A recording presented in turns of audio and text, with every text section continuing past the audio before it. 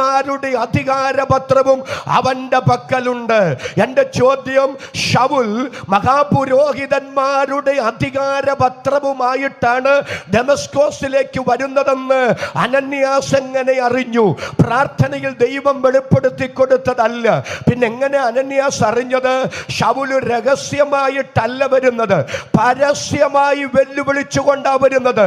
അധികാരത്തിന്റെ പിൻബലവുമായി നിങ്ങൾ രക്ഷപ്പെടാൻ ഞാൻ സമ്മതിക്കില്ല, എന്റെ ഉദ്ദേശം ഞാൻ നിവർത്തിച്ചേ മടങ്ങി വരൂ എന്ന അഹങ്കാരവുമായി നെഞ്ചുപിരിച്ച് തല ഉയർത്തിപ്പിടിച്ച് വാഹന മൃഗത്തിന്റെ പുറത്താണ് വരിക.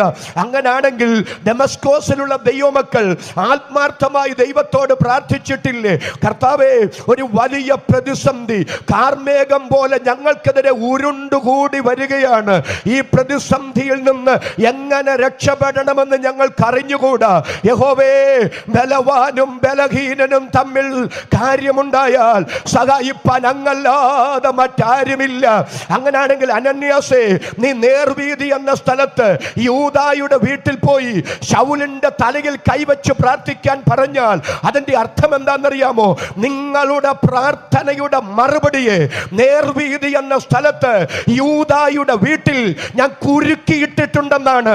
നിന്റെ കണ്ണുകൊണ്ട് പോയി നീ അത് കണ്ടോളാനാണെങ്കിൽ, നിന്റെ കൈ കൊണ്ട് പോയി നീ അത് തൊട്ടോളാനാണെങ്കിൽ, ഇന്ന് രാത്രി പരിശുദ്ധാത്മ നിയോഗത്തോടെ ഞാൻ ദൈവിക ദൂത് വിളിച്ചു പറയുകയാണ്. പ്രാർത്ഥനയിൽ മടുക്കരുത്, പ്രവർത്തനത്തിൽ നിരാശപ്പെടരുത്. റിസൾട്ട് ഇല്ലെന്ന് തോന്നിയാലും മറുപടി ഇല്ലെന്ന് തോന്നിയാലും പ്രവർത്തിച്ചുകൊണ്ടേയിരിക്കുക, പ്രാർത്ഥിച്ചുകൊണ്ടേയിരിക്കുക. നിന്റെ പ്രവർത്തനത്തിന്റെ റിസൾട്ടായി നിന്റെ പ്രാർത്ഥനയുടെ മറുപടി എന്ന വേണം. ചില ദൈവ പ്രവർത്തികൾ നിങ്ങളുടെ കണ്ണുകൊണ്ട് കാണുമെന്ന്, ചിലത് നമ്മുടെ കൈകൊണ്ട് തൊടുമെന്ന് ഇന്ന് രാത്രി പരിശുദ്ധാത്മാവ് ദൈവാലോചന വിളിച്ചു പറയുമ്പോൾ അതരം തുറന്ന് ആമേൻ പറയാൻ കൃപയും മനസ്സുമുള്ള എത്ര പേര് ഈ രാത്രി ഇതിനകത്ത് വന്നിട്ടുണ്ട്? അവർക്കായി ഞാൻ ദൈവത്തിന് സ്തോത്രം ചെയ്യുന്നു. ഹല്ലേലൂയ.